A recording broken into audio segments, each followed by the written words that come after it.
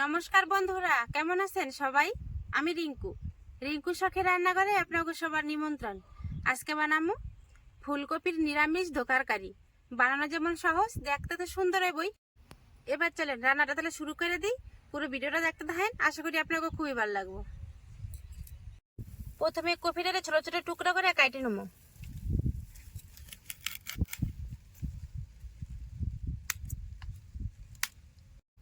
কপিটা কাটার প্রয়োজন নাই, এক একটা করে ফুল ভেঙে নিলেই কিন্তু হইব।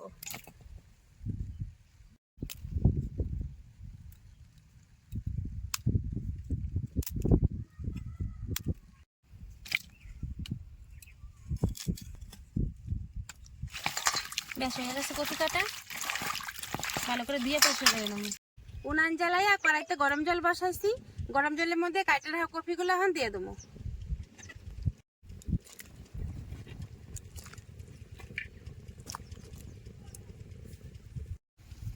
4 ঘন্টা আগের থেকে 200 গ্রাম ছোলার ডাল জলে ভিজায় রাখছিলাম। ডালটা ফুলে বেশ বড় বড় হয়ে গেছে, এখন ডালটা বাইটে নেবো।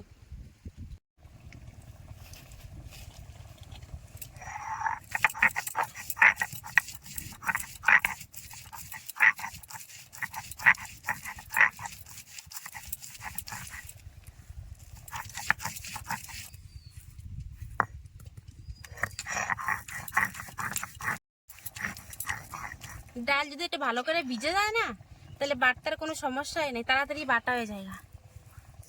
এরকম করে সব করে ডাল আমি সুন্দর করে এখন এপাশ করে বাইটে নেব।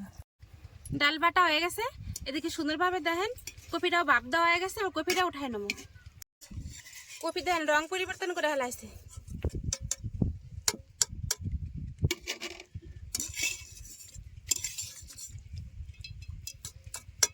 বাপায় ঠান্ডা করা কপিটা এখন কুচি মেশিনের ছোট দিক দিয়ে ভালো করে কুচাই নেব।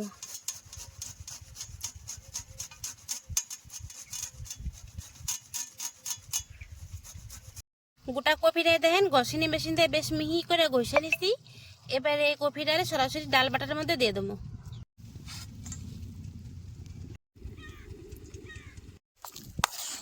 কপি আর ডাল বাটা একসাথে মেশানোর পর এরকম ঘন হয়ে গেছে। এরকম ঘন হলে কিন্তু হইব না, একটু জল দিয়ে পাতলা করা লাগবে।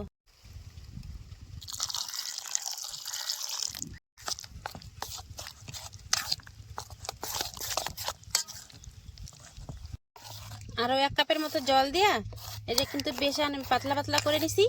এটা কড়াইতে দিয়ে যখন নাড়ুম সিদ্ধ হলে কিন্তু ফুলে এটা পুরো ঘন হয়ে যাব। কড়াই বেশ সুন্দর গরম হয়ে গেছে। কড়াইতে এখন দিয়ে দেবো সরষের তেল, অল্প একটু জিরা ফোড়নে দিয়ে দেবো। জিরা ভাজা হয়ে গেলে ডাল আর ফুলকপির মিশ্রণটা দিয়ে দেবো।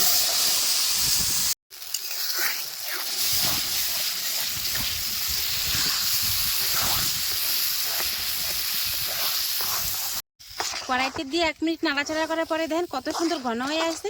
এবার দিয়ে দেবো স্বাদ মতো নুন, আর দেবো অল্প একটুখানি হলুদ।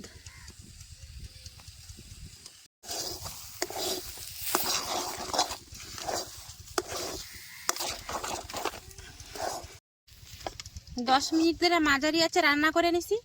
দেন কত পাতলা দিছিলাম, এখন কিন্তু পুরোপুরি এটা ধোকা বানানোর নিগে রেডি হয়ে গেছে ডাল আর ফুলকপি। একটা স্টিলের থাল নিছি ছোট, তার মধ্যে সর্ষের তেল মাখায় নিছি। এখন এই থালের মধ্যেই ওই ডালটা উঠায় নেব। আগের থালটা ছোট হয়ে গেছিলো, হ্যাঁ, একটা বড় থালের মধ্যে তেল মাখাইয়া দিছি। এটার মধ্যে কিন্তু বেশ সুন্দর হয়ে গেছে। চেপে চেপে সেট হইতে দিছি, এটা ঠান্ডা হইতে থাক। ততক্ষণে চলেন দোকারকারি রান্না করার নিগা কিছু মশলা বাইটে নিই। স্বাদ মতো লঙ্কা দিমু, অল্প জিরা, অল্প করে 4 মগজ, 4-5টা কাজু বাদাম। কাজু না থাকলে কিন্তু আপনারা চীনা বাদামও দিতে পারেন, কোনো সমস্যা নাই। আর দেবো গোটা গরম মশলা। সবকিছু এখন নিপাস করে বাইটে নেবো।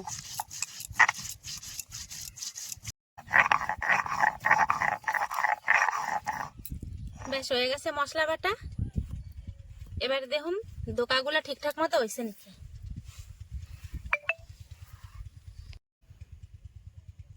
উপরটা তো বেশ ভালোই শক্ত হয়ে গেছে, তার মানে আশা করি ভিতরটাও ঠিকঠাক মতো সেট হয়ে গেছে। এবার ছুরি দিয়ে কাটে নেবো।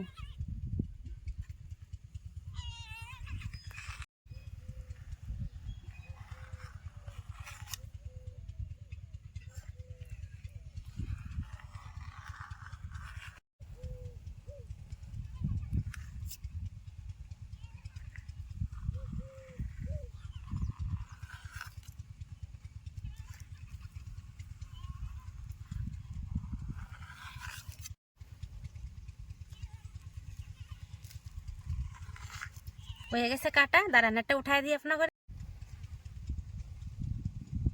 এই দেখেন বন্ধুরা, ধোকাটা আমার কত সুন্দর হয়েছে। কেউ কি কইব এটা ফুলকপির ধোকা? দেখতে কিন্তু খুবই সুন্দর হয়েছে। দাঁড়ান আরো দেখাই আপনার ঘরে। এই দেখেন দেখেন, আর বাইঙ্গেও কিন্তু যায় না, দেখছেন?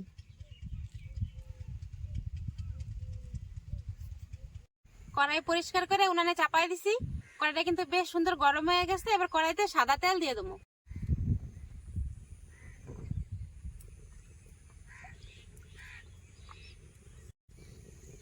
তেলটাও কড়া গরম করে নিছি। এবার একে একে ধোকাগুলো দিয়ে দেবো।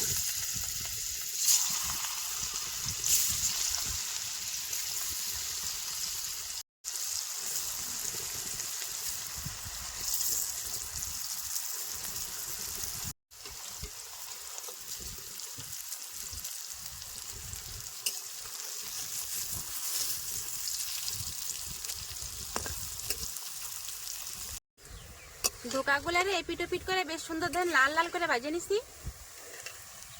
কত সুন্দর ভাজা হয়েছে না? এবার ধোকাগুলো নামায় নেবো।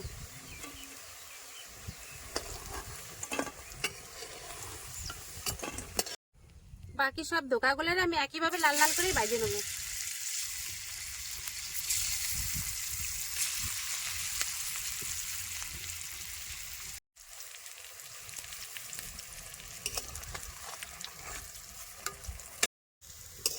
সমস্ত ধোকাই আমার সুন্দর লাল করে ভাজা হয়ে গেছে। এবারে নামাই নেবো। সমস্ত ধোকা তো ভাজা হয়ে গেছে। এবার ধোকার কারি বানানোর নিকে কড়াইতে সরষের তেল দিয়ে দেবো।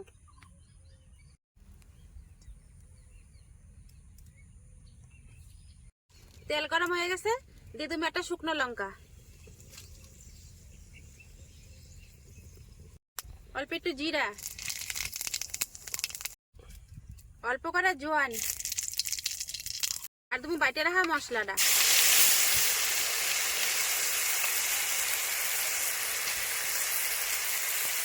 ভালো করে এবার কষাই নেব।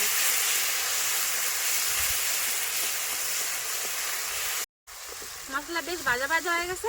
এবার তুমি স্বাদ মতো নুন,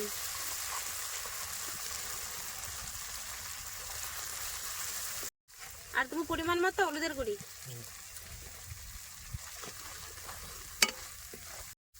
সবকিছু দিয়ে বেশ ভালো করে কষানো হয়ে গেছে। এবারে জল দিয়ে দেবো।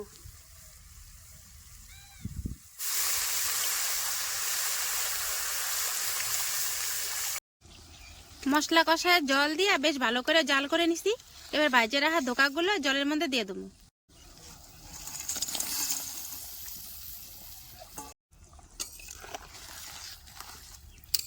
আর 2 থেকে 3 মিনিট ভালো করে এবারে জাল করে নেবো। ধোকার কারি বেশ ভালো মতনই ফুটে উঠছে। এবার উপর থেকে 1 চামচ টমেটো সস দিয়ে দেবো।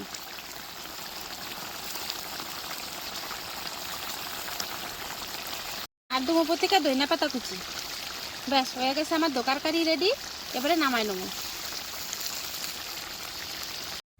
দেখলেন তো কত অল্প সময় আর সহজভাবে ফুলকপির নিরামিষ ধোকার ডালনা হয়ে গেল গা।